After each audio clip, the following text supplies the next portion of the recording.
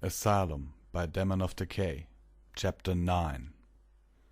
Twilight's eyes fluttered as a soft squeak of unoiled metal hinges grinding together. Softly she raised her head off the floor, her vision unfocused and blurry.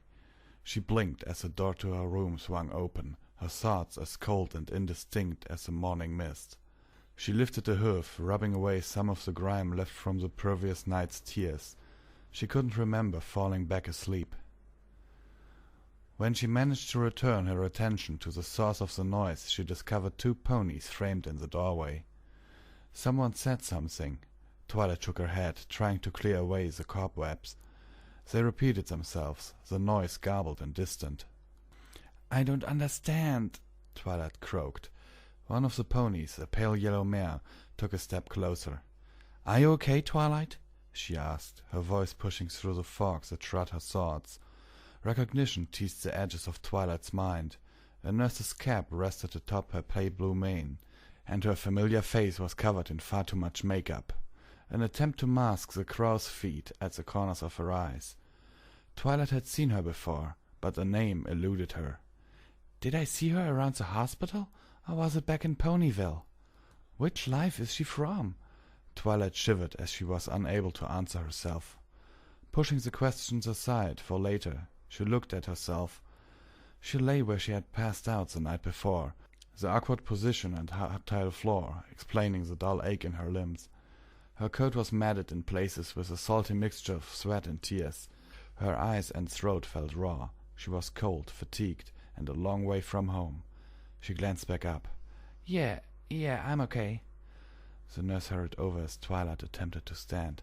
"Careful, honey," she cautioned, helping Twilight to her hoofs. "Now, what happened? Why were you on the floor?" Twilight averted her gaze. I had a bad dream," she whispered, sounding raspy and weak. "I fell out of bed and I just couldn't—" Her voice trailed away. "Oh, you poor thing," the nurse said as she picked up the damp sheet and deposited them on the bed. She sounded sincere enough to Twilight's ears, although it could be hard to tell when every one of them forced it so often. "Well, we've got your morning medication. It should help you feel better. Once we've taken care of inspections, you'll get a chance to go to the bathroom and freshen up." Part of Twilight tried to rekindle her earlier passion. It wanted her to get angry and ask questions. What were in those drugs? Why did she need it to be medicated regularly? What were they doing to her? The flame flickered and dimmed, threatening to go out completely. Her whole body ached from her unnatural sleeping position on the hard tiles. Her head throbbed in time with her heartbeat. Her body ached for something to take the pain away, something that could give her even a momentary relief. Keeping her mouth shut, Twilight nodded in understanding. She wouldn't give in and ask for painkillers. She wasn't going to trust anything they could give her. The nurse's expression softened. "We were told about your situation this morning, and it's pretty obvious that you had more than a bad dream." Twilight flinched slightly when she reached out, but the nurse ignored it, giving her shoulder a gentle, reassuring squeeze. "My advice is to talk to some pony about it." Twilight glanced away. "I don't really—" "I know you don't feel like it right now," she interrupted, "but you need to talk to some pony. If you keep everything bottled up inside, you only end up hurting yourself." The nurse's words were painfully familiar, drawing out memories she would rather remain buried. The imposter's vicious smile and cruel words echoed in her mind. "You're hurting yourself by holding on to your delusions." Twilight shivered. I'll think about it," she offered, giving the nurse a weak smile. "Please do," the other mare said with a nod, dropping her hoof back to the floor. She eyed Twilight's disheveled bed. "And don't worry about making your bed this morning. Just leave the sheets on the mattress and we'll have the custodians come by and change them for you. You just worry about getting ready for your morning checks." "What do you mean?" The nurse frowned for a moment before her mouth opened in recognition. "Oh, I'm sorry, Twilight. I forgot that you're dealing with some memory issues." She smiled apologetically. "Like I said, we were only told about your special condition this morning. Originally, Dr. Applejack was supposed to be here when you got up, to help you get acclimated to the schedule again. But after yesterday, well, she wasn't going to be able to make it in so early. "Is she okay?" asked Twilight, honest concern coloring her otherwise flat tone. "She's gonna be fine," the nurse said. "She had to get her eyes inspected again just to be sure she was going to be able to work today. I was told she'll meet up with you after breakfast. Until then, I'll be helping you along and getting back into the routines of things." Her words like a beam of warm light cutting through the shadows, bringing Twilight a measure of welcome relief. "That's good," she replied. Turning her head, she finally noticed the orderly standing just outside, watching the two mares as he held the door open. Some of her good cheer evaporated. "So, what do I need to do then?" "I printed off a copy of your schedule for you." The nurse pulled a folded sheet of paper from her pocket. As she drew closer, Twilight glanced at the nurse's name tag. Cold Heart. Memories of an identical nurse in an identical outfit working at Pony&Wolf's hospital sprang up in Twilight's mind, forming mirror images of one another. "Which one is the real one?" she asked forlornly as she stared at the nurses. A chill passed up her spine as her friends appeared in stereo, each one standing beside her twin. They were a warped dichotomy, the warm smiles of friends she knew, juxtaposed against the jagged sneers of the friends from her dream. The question reverberated through her mind again. "Which one is real?" Twilight's eyes narrowed as she focused her anger inward, crushing the images into oblivion. No more doubts. I know which one is real," she told herself, the last of her ice melting away as the fires of firm conviction blossomed within her chest. Nurse Coldheart failed to notice the slight shift in Twilight's expression. "As you can see, it lists all your activities for the day." She favored her with another smile as Twilight took off its schedule. "We all know how much you like to have everything neat and organized after all." Twilight ignored the familiar patronizing tone and unfolded the paper. It was a simple series of blocks in faded black ink, a copy of a copy, with hoof-written corrections done in pencil. It was unorganized and almost illegible, so much that Twilight felt a sudden desire to rewrite the thing herself. She suppressed the urge, forcing herself to pay attention as the older pony gestured at the top of the paper. "We're doing morning checks right now. You need to bring along your grooming bag and a change of clothes." "Clothes?" Twilight glanced down at herself, having forgotten she was even wearing anything. The patient's gown was a drab, short-sleeved affair with BMPH spelled out in humorless block letters on the back, the shape bringing to mind the vests every pony wore during winter wrap-up. The normally loose fabric clung to her body, the shirt as damp as her sheets. They had probably started their life as the same green color as the walls, but years of indiscriminate bleaching and heavy-duty washing had left them faded and worn out. "An apt metaphor for some of the ponies around here," Twilight thought, lifting her head and sparing a look at the wrinkles the nurse tried to hide with makeup. "Oh, so where do I get a change of clothes?" The nurse gestured to a patch of bare wall near the door, guiding Twilight's eyes to a small lever she had somehow missed the night before. "In here," said Coldheart as she opened the closet door, revealing two small shelves. The top shelf held a small stack of green fabric. The bottom shelf held an empty container. "Clean shirts go on top, dirty ones go in the basket," she said, handing Twilight a replacement shirt before closing the door. "Pretty self-explanatory." Twilight nodded, already creating a mental vision of her daily routine. Part of her wanted to know the schedule forwards and backwards because it made her more comfortable having her day planned out into neat little boxes. As a filly, her family had given her no small amount of teasing for her insistence on crafting her own crayon schedules for their days out together. But there was another, very different part of her that valued memorizing her schedule as well.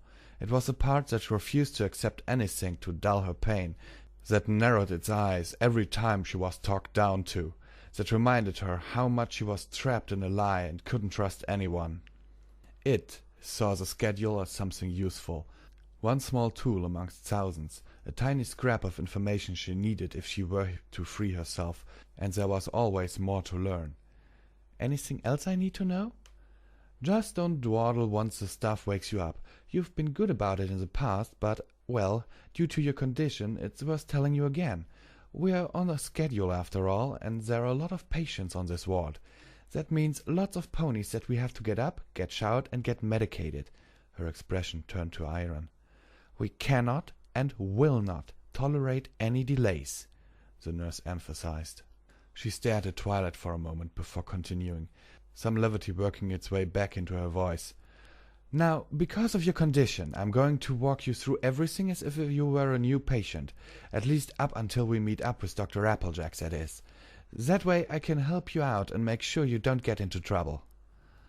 "That's probably for the best," said Twilight, remembering how angry the nurses had gotten when she had stepped into the wrong line after dinner. Their disapproving faces shifted into those of her friends. She flinched. Calling up her convictions, she pushed the doubts aside, forcing her attention back onto the mare in front of her. "I don't want to cause any fuss." "That's what I'm here for, to make sure things go as smoothly as possible. The doctor said your memories should come back with time, but until then it's best to keep treating you like this is your first day all over again. So once the patients have made their beds and picked up their things, they all line up outside for the morning checks." She spoke over her shoulder, gesturing for Twilight to follow her as she walked past the orderly holding open the door. "It let us know exactly when everyone is ready, so come along and we'll get that all taken care of." Twilight hesitated at the entrance, fearing what terrors and tribulations another day would bring. The thought of confronting more ponies from her past drove a sliver of cold dread into her breast. Part of her longed for nothing more than to stay locked in her room, safe from the emotional turmoil of finding her friends trapped within the same broken world. "You're ready for this," she told herself, fighting against the icy apprehension. "It was just a nightmare. You can't let a bad dream turn you into a frightened little foal. Those weren't your friends. You are stronger than this."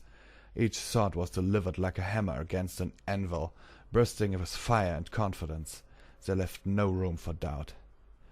Twilight didn't know if she believed a single word. Lifting a trembling hoof, she stepped over the threshold. Twilight couldn't tell if she were nervous or relieved to be standing in line with a bunch of strangers. Ever since she had come to face with Applejack, she had wondered if the absence of familiar faces would have been a blessing. Having her friends close could be comforting, but the knowledge that they were trapped with her made it a double-edged sword. A definite answer continued to elude her. "Hello, Twilight." "No, don't engage her." She surreptitiously turned her head and glanced down the row of patients. She felt like she had gone to a party and ended up at the wrong address. The rest of the patients were unknown ponies. She hadn't noticed around Broadhoof and couldn't remember from Ponyville. And like slowly realizing she was at the wrong party, she felt herself growing more anxious the longer she went without locating friendly faces. She didn't know any ponies there. "That's not exactly true," she admitted. A few yards away were two ponies she did know, Coldheart and Bonbon. The nurses were talking quietly among themselves, while a pair of orderlies ensured each room was empty. The rest of the staff were as foreign as the patients, which offered little reassurance. "Twilight?" "Ignore her, and she'll stop talking." After escorting her out of her room, Coldheart had guided Twilight to a spot along the wall, leaving her there with the orders to stay put until she got back. The rest of the ward's patients had begun emerging from their rooms as soon as Coldheart had trotted away, each one carrying a small grooming kit and a change of clothing. Quietly they had taken up positions abreast of Twilight, forming a close line along the wall behind her. A very close line. She examined the two ponies on either side of her, avoiding eye contact and doing her best to keep from drawing attention to herself. Although they had been standing next to her for a few minutes without doing anything threatening, apprehension still tingled beneath her hooves. She had no problem admitting that they made her nervous. It was entirely justifiable. They were mental patients after all. "Twilight, darling." "She'll take the hint eventually and leave you alone." The Pegasus to her left coughed. He certainly was eye-catching, his brilliant orange coat and white mane almost impossible to ignore. Once he had probably appreciated the attention. His high cheekbones and long limbs should have given him a noble air, but whatever had sent him to Broadhoof had taken his good looks as well as his sanity. A gaunt and unkempt figure, there were deep bags beneath his bloodshot eyes, just visible beneath his rat's nest of a mane. Standing motionless and staring at the floor, He could have been mistaken for a statue if it weren't for his assortment of nervous tics and involuntary spasms. Mumbling something beneath his breath, he continued to look down, his eyes never wavering from the spot beneath his hoofs. "Twilight!" her patient snapped. "What?" Twilight hissed as she jerked her head to the right, glaring at the mare beside her. "What is it?" The other unicorn face split into a grin. "Oh, it's nothing, my dear. I was just saying hello, and you weren't responding," she replied cheerfully. Despite being no older than Twilight, she spoke with the smooth sophistication of an educated Canterlot socialite. However, her twitching tail and inability to sit still betrayed any attempt at poise and grace. "So I thought it best if I ensure that you had indeed heard me, and I'm so pleased that you did. I really am." Twilight groaned. "Can't I be allowed to suffer in quiet dignity?" she thought, eyeing her neighbor. The white unicorn was perched close enough that her perfume was nearly overwhelming, making Twilight feel like an entire flower garden had invaded her nostrils. She stood in stark contrast to the disheveled Twilight, her clothes spotless and her silvery mane crafted into the sort of elegant bun Rarity would have admired. She seemed to notice the discrepancy between the appearances at the same moment. "My word! Twilight, you look a fright. Are you all right?" For once her eyes had stopped roaming around the room. Instead she stared at Twilight with a look of worried revulsion, like one might have a crying foal with a leaking diaper. She took a step back. "I mean, look what has happened to you. You look positively horrendous." Twilight sighed, any attempts at keeping to herself looking more futile by the minute. "I had a rough night," she stated irritably before looking away. "Well then, it's a blessing that we are about to head to the spa. I would just die with shame if I were to appear in public looking like some sort of indignant." She spat the last word with distaste. Twilight glanced back, her curiosity getting the better of her. "Spa?" "Spa, bathing house, whatever they wish to call the facilities here," she sniffed dismissively, seemingly unaware that she was tapping her hoof against the floor. "Of course, the facilities at this sanitarium are really quite lacking. I've already written my parents about it, more than once in fact. They are obviously getting overcharged, whatever they are paying." Twilight lifted an eyebrow. "Sanitarium? Do you mean like a health resort?" "Well, of course, darling," the other mare said, rolling her eyes. "What else? But I can understand your confusion. After all, this is hardly any sort of resort. The service is terrible. The other guests are often members of the lower classes or crude degenerates." She glanced at the silent stallion on the other side of Twilight with another contemptuous sniff. "And the attendants are quite bossy and uncouth. The lot of them. It's a disgrace." "I see," Twilight replied as the pieces began to fall into place. "So, why did you come to this, resort?" "It's for my health. I have a very delicate constitution. You see, my parents sent me away to recuperate after some dreadful events back in Canterlot." She waved her hoof dismissively. "It was all just slander and rumor, but you know how jealous and petty other ponies can be, I'm sure." She brought her wondering eyes back to Twilight. "I'm a student at Sun Tulip School for Mares," she added, lifting her head proudly. "I'm certain you've heard of it." Twilight mumbled something non-committal, but the other mare continued over her. "Well, my parents thought it would be for the best if I took a sabbatical from boarding school and left the capital for a while, so we could let the press die down. It is absolutely appalling what the newspapers will print these days. Being the heiress of the Silver family does make one the target of gossip and tabloid rumors from time to time, but those scoundrels had the gall to publish such terrible lies about me. But then they were just repeating what those horrid beasts who ran the school said. They told every pony I was a corrupting influence upon the other mares, and accused me of taking advantage of my fellow students. Me! Can you believe anything so absurd?" She covered her mouth with a carefully maintained hoof as she laughed, the polite gesture of noble grace betrayed by the manic glint in her eyes. "Not at all," Twilight replied hesitantly. She took a shuffling step backwards, desperate to put a little more distance between herself and the mare's white and unblinking stare. I mean, I'm not some disgusting filly-fooler. I come from a good family. It's just lies and libelous assumptions based upon misunderstandings." She trembled slightly as a smile spread across her face. "But that is all in the past. Daddy's going to send for me as soon as it is prudent for me to return to Canterlot. Scandals like that, even when they are absolute fabrications, take time to fade away. I just know that he's been working his hoofs to the bone, clearing my good name. It shan't be long before I'm able to return home to my family.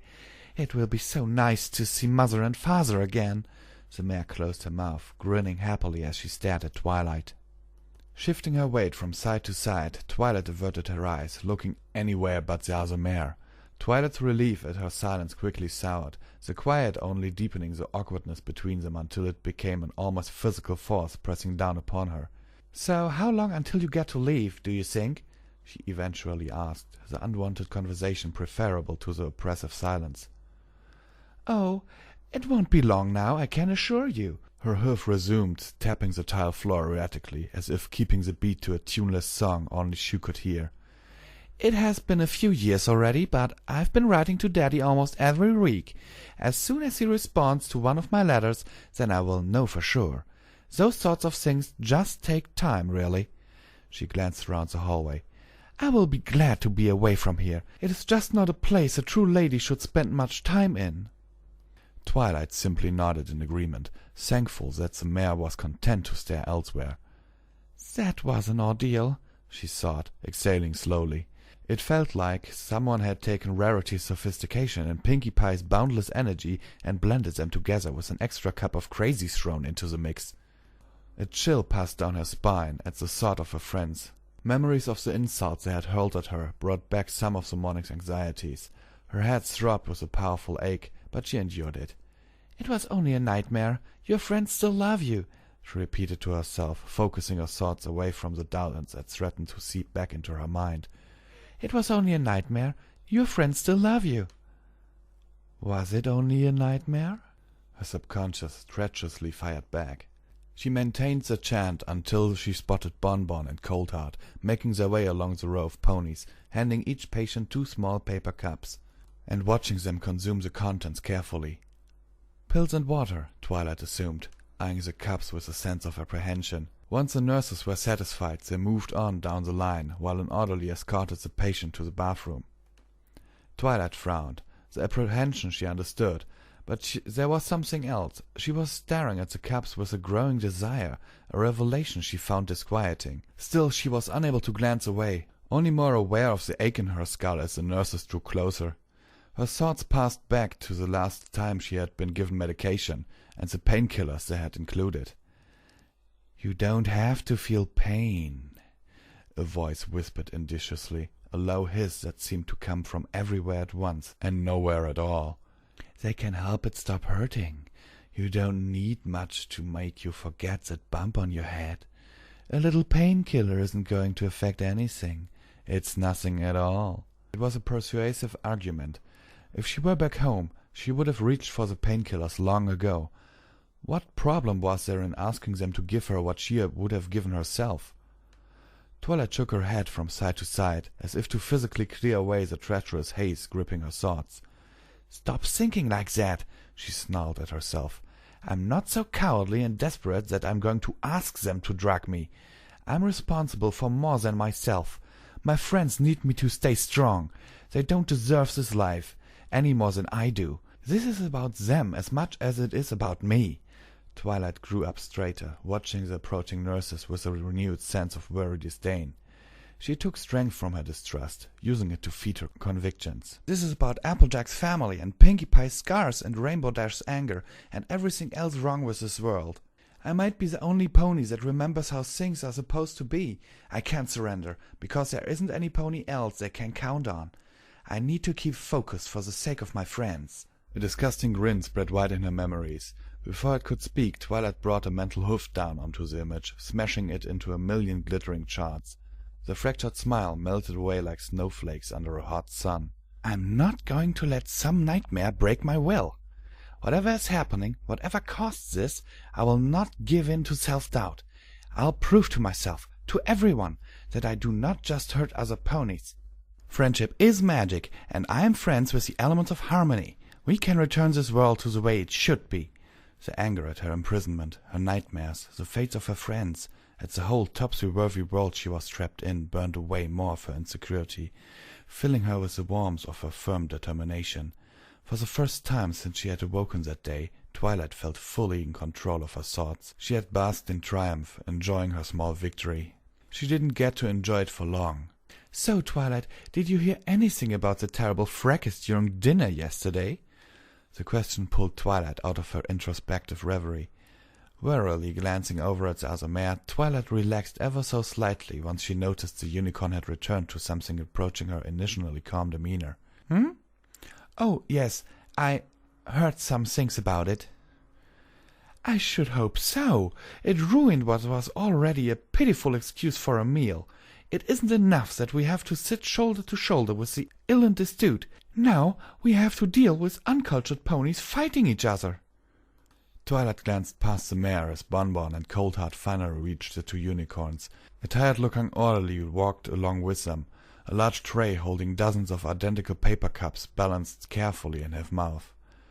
Noticing the shift in attention, the unicorn followed Twilight's gaze. The corners of her mouth dropped the instant her eyes fell upon the nurses. "It is a disgrace how poorly run this establishment is," she said, raising her voice as she pretended she was still talking just to Twilight. She lifted her chin in a display of haughty disapproval that matched Twilight's memories of the worst sort of Canterlot's elite. "I will have some scathing things to say about this place, Twilight, let me tell you." The two Earth ponies ignored her remarks, maintaining their forced cheerfulness. "Hello, Silverglow! How are you doing this morning?" Bonbon asked, finally naming Twilight's talkative neighbor. "That is Miss Silverglow for you," she stated briskly. Bonbon's smile didn't even waver, but the lines on Coldheart's face deepened. Still, Twilight watched as they adjusted their stances slightly and almost imperceptibly shift towards a more aggressive posture. Silverglow continued to admonish the two nurses, either failing to notice their responses or, more likely, in Twilight's opinion, not caring what they thought. "And I am once again appalled and dismayed by the conditions here at Broadhoof," she declared, lightly stamping one hoof for emphasis. "When we are forced to follow your insane schedules, we have to endure the company of the sort of riffraff that should have never been admitted here. I have half a mind to take another complaint to the administrators about the quality of care I am receiving." "Well, if you feel strongly about it, you can always bring it up in group therapy or when you see your doctor," said Coldheart, the dry and exasperated tone making it clear she had repeated the same message more than once. Her eyes narrowed slightly. "But regardless of your decision, you still have to take your medicine and let us complete our inspections." Silverglow eyed both nurses contemptuously. "Fine," she said with a sniff, making sure they understood that she was doing them a favor. Reluctantly, she took the cap from Bonbon's hoof and swallowed her medication, washing the pills down with a mouthful of water. "Open up," Bonbon said with an exaggerated roll of her eyes. Silver opened her mouth wide, allowing the nurses to peer inside and ensure she wasn't scrolling away in her cheeks. Twilight had a strong suspicion that Bonbon took longer inspecting the unicorn's mouth than was strictly necessary. Silver's jaw began to tremble slightly as time dragged on. "All clear," the nurse eventually declared, a hint of disappointment in her voice. "Oh well, better luck next time." Silver's mouth snapped shut with a soft click. Her glare lingered on Bonbon as she massaged her jaw. Bonbon ignored the anger directed her way, making no attempt to hide her amused smirk as she trotted over to Twilight. She met Twilight's gaze and winked playfully. Twilight grinned back. "Okay, Silverglow, time for the horn inspection," said Coldheart, stressing the name as she took up the departing nurse's position in front of the growing mare. "Just be quick about it, will you?" said Silver as she lifted her snout up into the air. "I already feel soiled enough as it is. I don't appreciate having some Earth pony's dirty hoofs all over my face. And that heavy thing you forced me to wear on my horn never seems to get clean." Distracted, watching Bonbon pluck her medication from the orderly's tray, it took a heartbeat before Silver's words registered in Twilight's mind. "Something on her horn?" She snapped her head around as Coldheart reached up toward Silver's horn. A horn, she finally realized, was sheathed with a familiar piece of bulky white fabric. "How did I miss that?" she thought as she stared at the magical suppressor. Twilight grew more conscious of the weight upon her own horn as Coulthard carefully examined Silver's. She glanced to her left, quickly spotted another unicorn a few patients down, a suppressor strangling his horn as well. She checked the rest of the unicorns, unnerved but unsurprised to note that each horn was hidden behind a fabric scabbard. "Do they do that to all the unicorns I have here? No, I swore I saw patients during dinner who didn't have them covered, right?" Unable to answer her question, Twilight returned her gaze to Bonbon. The nurse turned away from the orderly, one hoof holding a pair of paper cups. "Here you go, Twilight. This should help you feel a little better," said Bonbon with a smile, gesturing at the one filled with the multicolored medication. Despite her misgivings, she quietly accepted the cup. Some of the fire she had nurtured was snuffed out in a shower of cold resignation. What could she do? Taking the medication was bad, but the punishment for refusing was worse. Bonbon had made that point absolutely clear the previous night. Despite her submission being inevitable, there was still a moment's hesitation. She sighed. "This isn't surrender," she told herself as she popped the pills into her mouth, following them up with a lukewarm water chaser. "It's just doing what is prudent and necessary. Now go ahead and open your mouth wide for me, Twilight. I just need to make sure you swallowed your medicine, okay?" Bonbon asked, her broad smile leaving Twilight unsure as how much of her cheerful personality was sincere and how much was more artificial bonhomie. Obediently she opened her mouth wide. Having another pony suspiciously examining the inside of her mouth was not a pleasant experience, but she did her best to endure it. Like the medicine, it couldn't be helped. "These indignities don't matter. I need to focus on my goals," she reminded herself, holding back her temper. "Play along for now and focus on learning what you can." After a few seconds, Bonbon gave her the all clear, confirming Twilight's suspicions about her neighbor's lengthy examination. As Bonbon stepped away, Twilight glanced to her right, half expecting to see Silver Glow giving her a petulant glare. Instead, the mare was already trotting away, her head held stiffly in the air, her tail swishing irritably from side to side. Nurse Coulthard remained close by, but had her back to Twilight, talking to younger nurse that must have arrived when Twilight was distracted. Coulthard gestured for her to go with Bonbon before finally turning around again. "Okay, Twilight, it's your turn," she said as she shuffled closer. "I'll need to check to make sure your magical suppressor is still intact. It's something we do every morning, but it doesn't take long. And once I'm done, I'll escort you to the bathroom myself." Twilight glanced at the dozen ponies still lined up with her.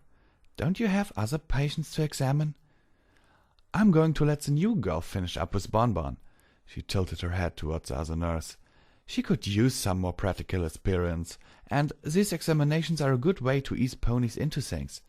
Her painted face brightened. "Besides, I want to stick with you until we meet Dr. AJ. That way I can help you out and answer your questions so we can make sure everything goes smoothly. Doesn't that sound good?" "Well, I am curious about one thing," said Twilight, taking the opportunity to voice a question that had been percolating at the back of her mind. "Do all the unicorns have to wear these medical silencers?" "Well, no, not all unicorns have to wear them," said Coulthard, picking her words with obvious care as she played her hoof over the suppressor.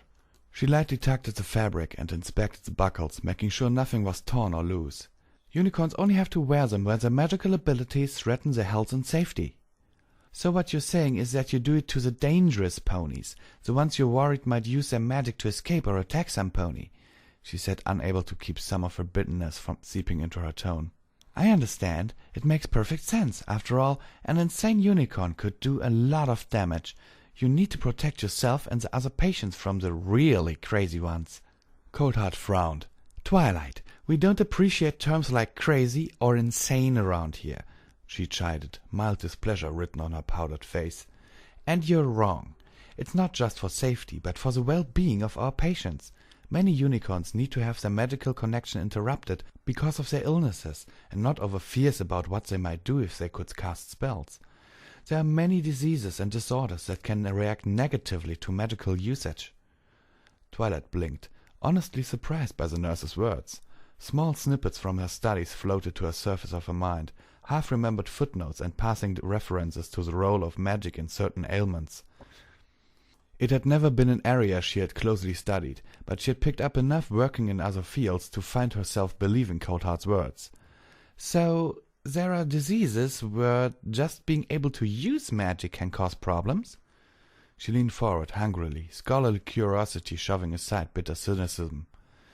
I mean, I've studied plenty of arcane theory, but I haven't read much on how magic relates to mental illnesses. Do the illnesses only respond differently with unicorns, or does any magical influence have a negative impact? Does casting a spell have the same effect as being targeted by one? What about being in the vicinity of an active spellcaster? Do magically reactive poultices and potions react differently in the... She halted her flurry of questions when she noticed the laugh in the nurse's eyes and her barely suppressed grin. Like a cold that had been playing with her mother's makeup, Twilight didn't feel any embarrassment until she finally recognized the amused stare of another. She snapped her mouth shut as she turned a brilliant shade of scarlet. "There's no shame in actually enjoying learning new things," she thought defensively, her declaration doing nothing for the warmth in her blushing face. Coldheart's amusement quickly faded. "All right, Twilight," she said with a professional air. "I'll try to answer your questions, but we don't have that much time. We have a schedule to keep, and you can't be late for your morning meetings. I'll explain while we head to the bathroom, all right?" Twilight nodded and grabbed her things. She wanted answers, and she wasn't going to let a little embarrassment get in her way. "Besides, it's not like you haven't been in a situation like this before," she pointed out. Surprisingly, it didn't help her feel any better thinking back on the many times her eagerness had ended up embarrassing her. "So, why is it so different for us than other ponies?" "Well, in the simplest of terms, it all has to do with how unicorns interact with magic. Unlike Pegasi or Earth ponies, you unicorns shape arcane energy with your mind," explained Coldheart. "For non-unicorns, magic is something intuitive and subconscious. Pegasi have to learn how to fly, but they don't have to learn how to walk on clouds. They just do. It's innate, like digesting food. I know that. I took health and biology classes in school," she stated flatly, trying to keep her impatience in check and ignoring the nurse's odd look. "I just need to know why it's so different that I need a suppressor on my horn." "It's because unicorns control magic with their minds," patiently repeated Coldheart. "If the mind isn't functioning properly, then the magic it is using becomes unstable, and because some diseases alter perceptions of reality, even casual use of magic becomes a true health hazard. In many ways, it's like a foal's magic surges. The foal uses magic erratically because their mind isn't fully developed." The last piece fell into place, leaving Twilight feeling particularly slow. Her blush returned with a vengeance. "Why didn't I think about that?" "Oh, of course." Twilight kept her voice steady as she continued her questions. "But except for some of the innate abilities of Earth ponies and Pegasi, magic by itself doesn't directly affect a pony unless it is guided by a spell. So how does just passive exposure to magic energy affect the disease?" "Passive exposure doesn't affect anything. After all, our staff uses spells on patients all the time," she pointed out. "It's the ability to utilize magic that can lead to problems. So, a disease can be directly affected by a unicorn's ability to cast a spell?" "I don't believe it affects the disease directly," the nurse replied, sounding less sure of herself than before. "Although, you'll have to ask one of the doctors to be sure. In my experiences, the symptoms are the problem. Because of the mental link, they can become unpredictable and dangerous." Coldheart glanced away. "Hallucinations are the worst. A pony's illness deceives them utterly, altering how they think and what they feel, until magic itself becomes the liability. It's not even the very real danger of them casting the wrong spell unwillingly. They might draw in too much power and cause brain damage. If their senses betray them, they can easily end up burning away their minds without even realizing it." Twilight was struck by the deep weariness in the nurse's eyes, feeling like she was getting an unguarded glimpse into the older mare's soul. Coldheart wanted to hide her scars, hoping to mask the premature wrinkles with bright makeup, but her eyes couldn't lie. Twilight turned away. What could she say after that? Lost in her thoughts, Nurse Coldheart seemed content to let the silence linger. Twilight couldn't help but dwell upon her words, shivering at the thought of a unicorn causing themselves brain damage. An arcade burnout was the dark side to unicorn magic. something every unicorn was warned about growing up.